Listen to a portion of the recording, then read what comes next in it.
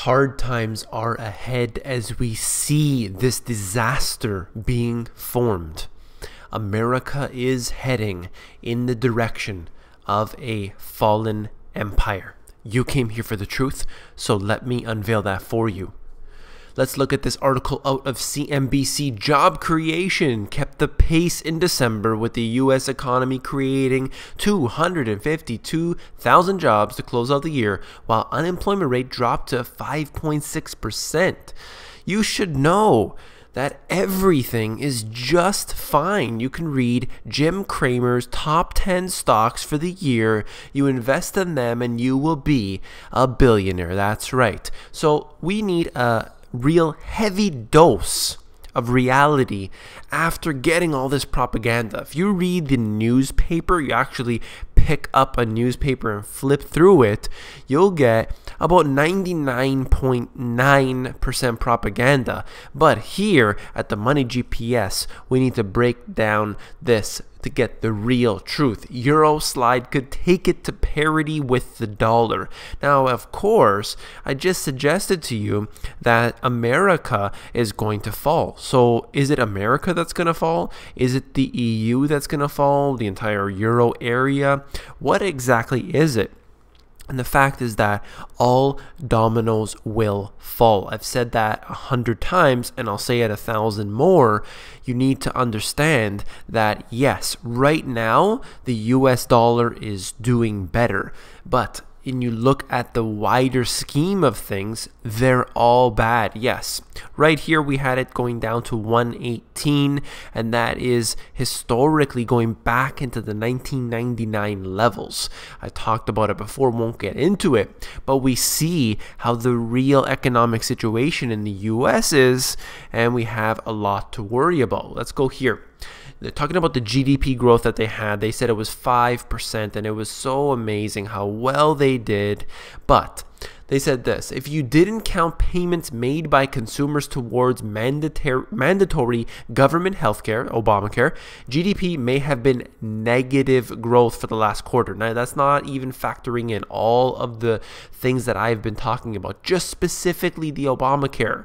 And that one thing would bring it into negative growth. So these statistics are all fake. They're all phony. But of course, we have to sit here and deal with them all day long. Let's talk about another one. U.S. factories grow at the slowest pace in 6 months. But of course, if we look over the longer trend, we see that U.S. factories are simply in decline because their jobs are being shipped overseas. U.S. manufacturing expands at the slowest pace in 6 months in December, though growth is still solid. Yes, that's right. They're worried about this story that really at this point it is really quite old, because you look at the fact that they say, yeah, everything is just fine. We're having a little slowdown now. And even in the recession, it took them a year to admit that they were in a recession. And this is the same thing right here. And it's not just the US either. We can see this in China. Construction spending month over month. You could see the declines that are occurring right here. We're going to move on.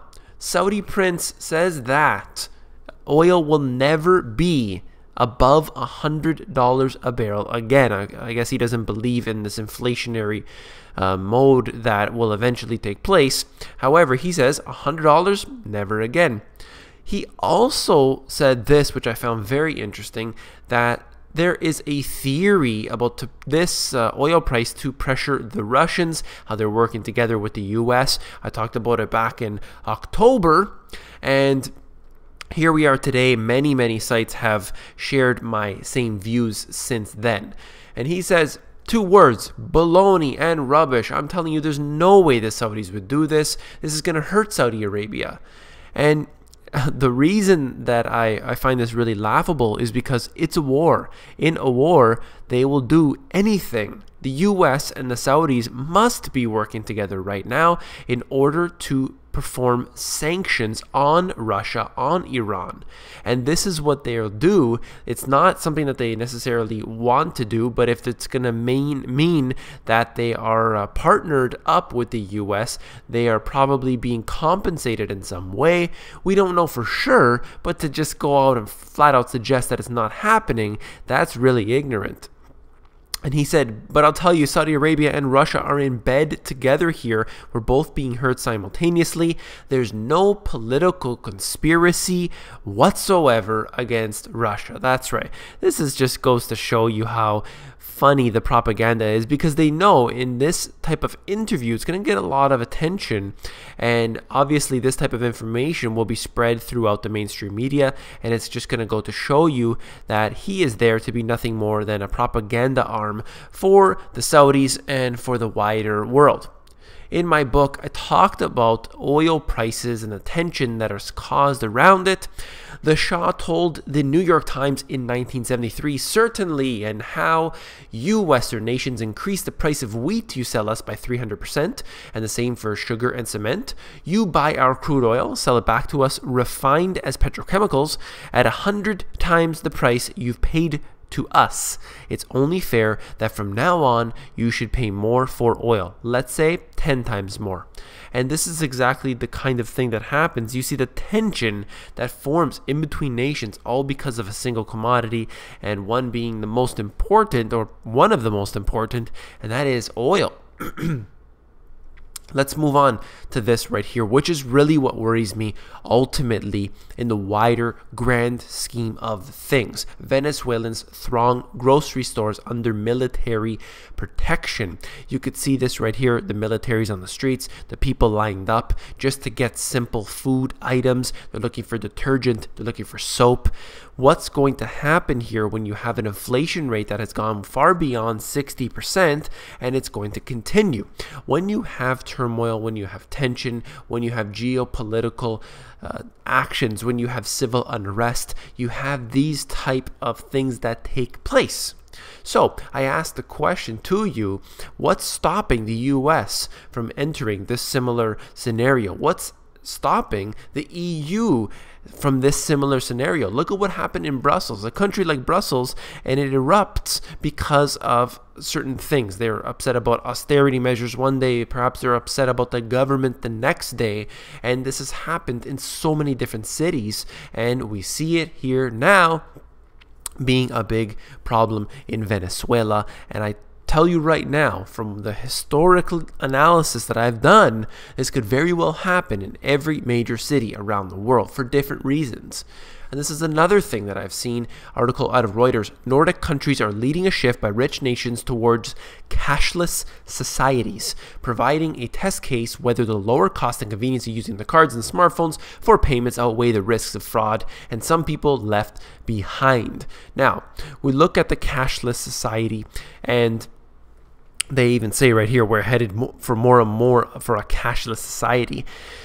This, obviously, on the surface level, you may like using your plastic cards. It may be fine. It may really be just something you don't even think about. However, when they can maintain control over it, whether it's, for example, with Venezuela, where they maintain control over basically everything in the people's lives, you have other countries that use communism to control every single thing that the people do. They ration their food, they ration their allowance, let's say, and this is the kind of thing. The more control that the government has, the worse off it is in most cases. Then you look at situations where you have maximum control over the economic system, and you see that it just does not work. Why? Because big business always finds their way inside of the government. They always are there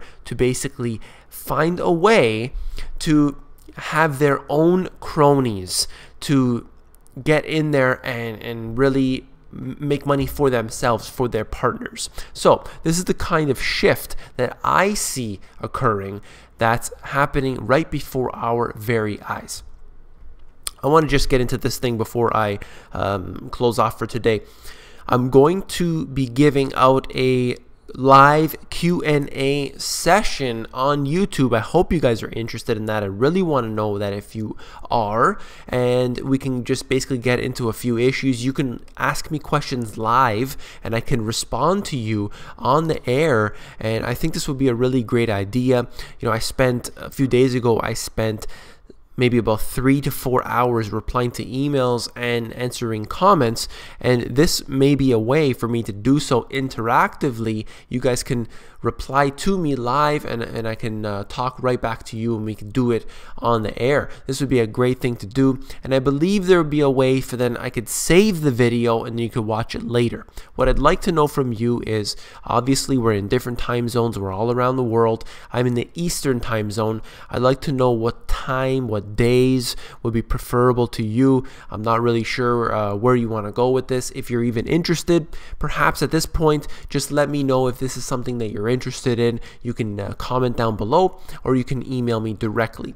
So I'd like to know your thoughts on that. If you found this video informative, please give me a thumbs up, and don't forget to become an insider. The Insiders is where I give out all my best intel for free. That is available at themoneygps.com. You just scroll down to the bottom, fill in your email address, and you get occasional emails from me with good, short, concise info.